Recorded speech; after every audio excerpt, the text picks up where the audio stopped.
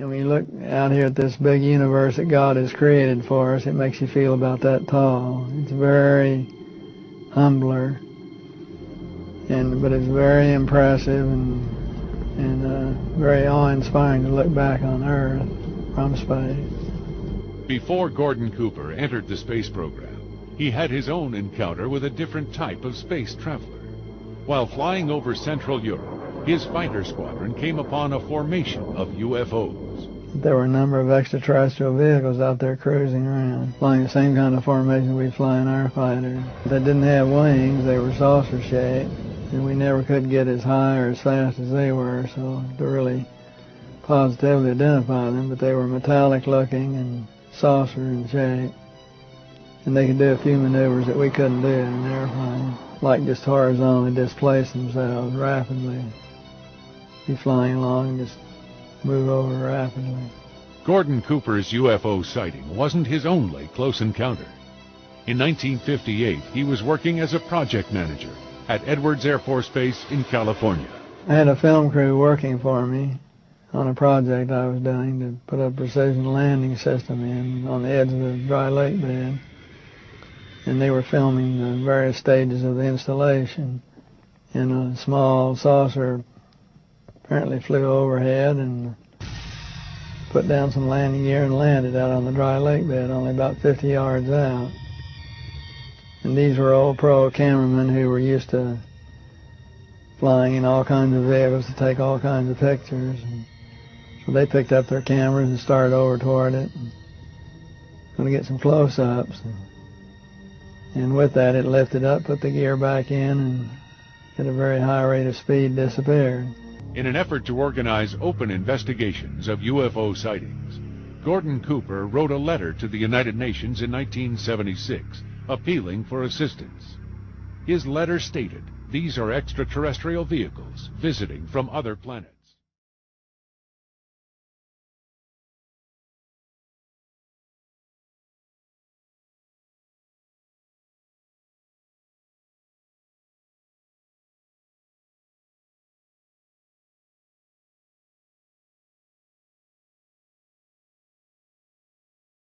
The hidden history of the human race. Nice to see you, Michael. Good to be here, Gary. This, I believe, calls into question Darwinian's theory of evolution. Is that correct? Yes, Gary. Essentially, that theory says that human beings like us have been around for about 100,000 years. And before that, you would have had only ape-man-like creatures. Before that, apes and monkeys. What we found, however, when we looked into the entire history of archaeology, my co-author and I did 8 years of research. We looked at every archaeological discovery that's ever been made, and what we found is that there are hundreds of such discoveries that indicate human beings like ourselves have been around for literally millions of years. What's been the reception to this book? Oh, there's been, from the spokespersons of the scientific establishment, there has been absolute outrage. You referred to, in India, the Vedic literature? Well, yes. What is that? I was saying in the beginning that we do take our inspiration from these ancient Sanskrit writings of India. They're collectively called the Vedas. Among them are the Puranas. Purana is a Sanskrit word. It means history. Now, these histories tell of human civilizations on this planet going back millions of years. How do we know those are accurate? Well, that was our question, too. Richard Thompson and I, we thought, well, if there's any accuracy to those statements, there must be some factual evidence to back them up. Now, when we looked in the current textbooks, of course, we didn't find any such evidence, but we thought, well, let's look a little bit further. Practically speaking, archaeologists and anthropologists have buried almost as much evidence as they've dug up. In other words... Or perhaps overlooked? Cast aside? Well, yes, cast aside. And there have been some outright cases of suppression where people who have reported such things have had their careers ruined. You have talked in terms of the fact that scientists don't cheat. That's a myth. You say there's actual cheating going on. Oh, that's very well documented. For example, the Piltdown case is a very famous case that documents that. Now, what that has to do with is early in this century, there was a purported discovery of an ape man in England based on a skull and a jawbone.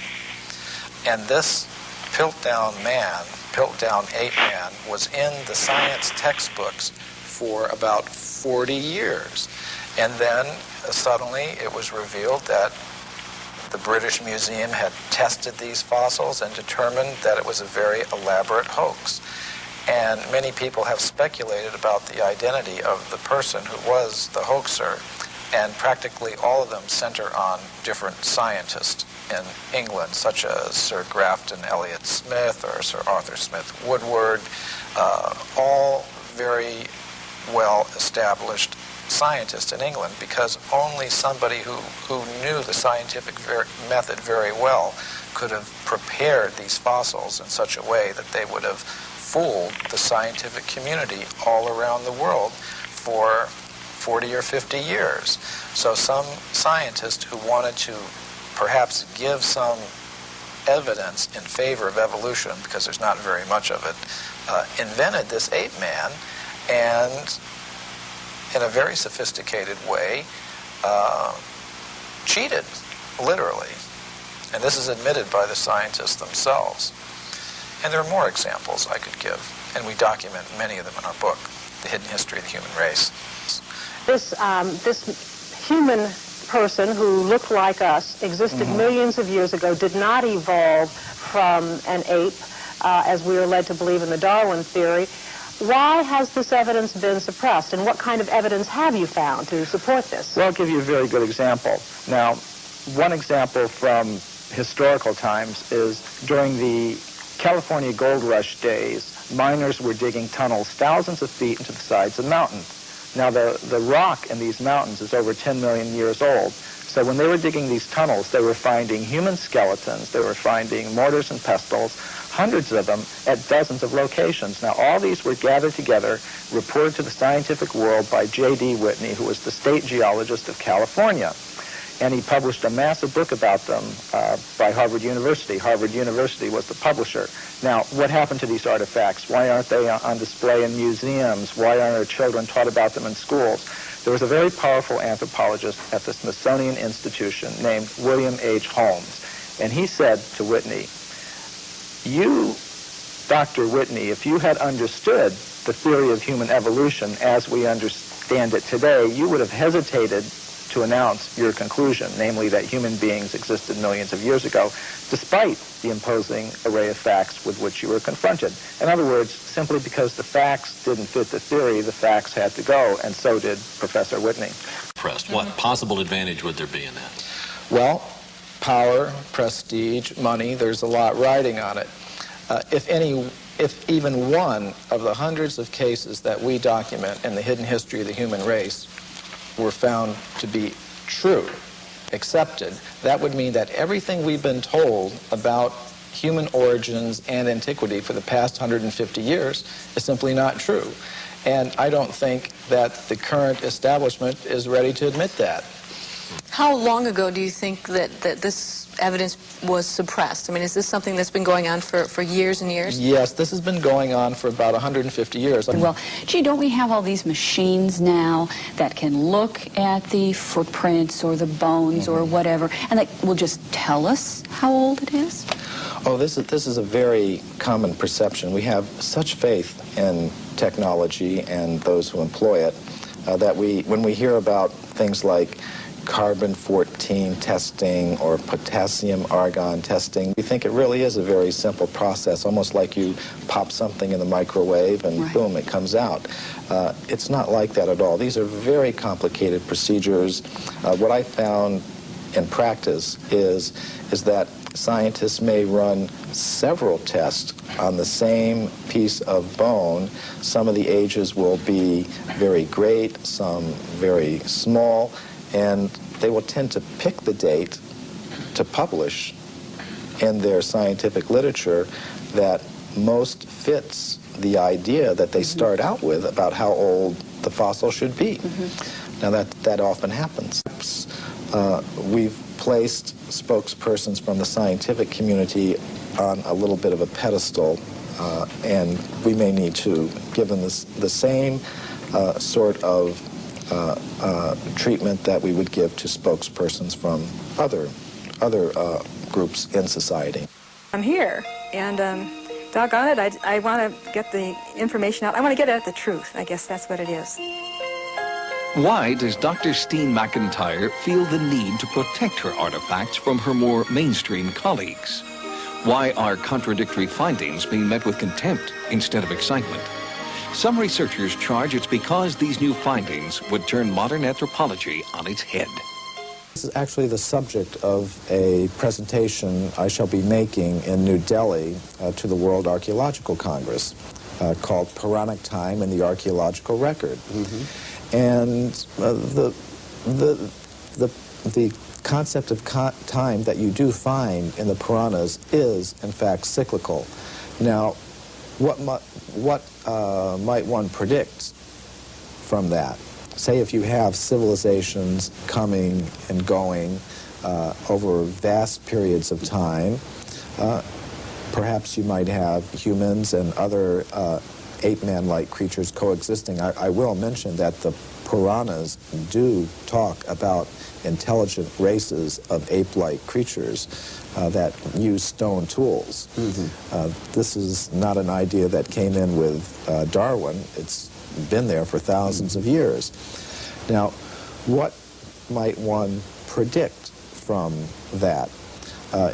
If you were to predict what archaeologists might find, you would say, well, they would tend to find a very bewildering mixture of anatomically modern human fossils, ape-man-like fossils, crude stone tools, articles indicative of a higher level of culture, all sort of mixed up and going back.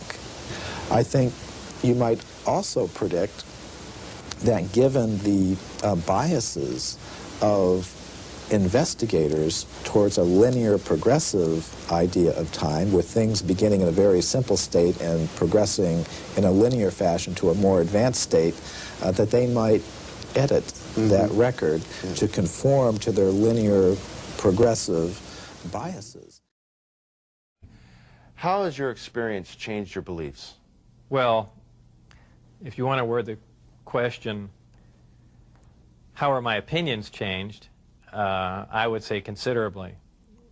Before I was at S4, I was more or less one of the guys that thought, you know, all these government conspiracy and UFO buffs and things like that were complete lunatics.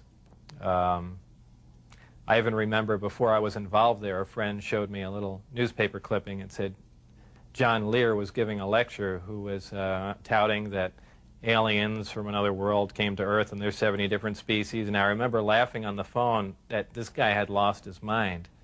And I was also under the impression that, you know, boy, the government's all for the people and they, you know, they're out here to protect us and all that. You know, after the experiences I had there, everything is completely turned around.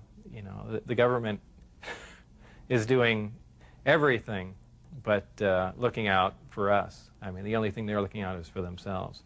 You know, obviously the ET craft do exist.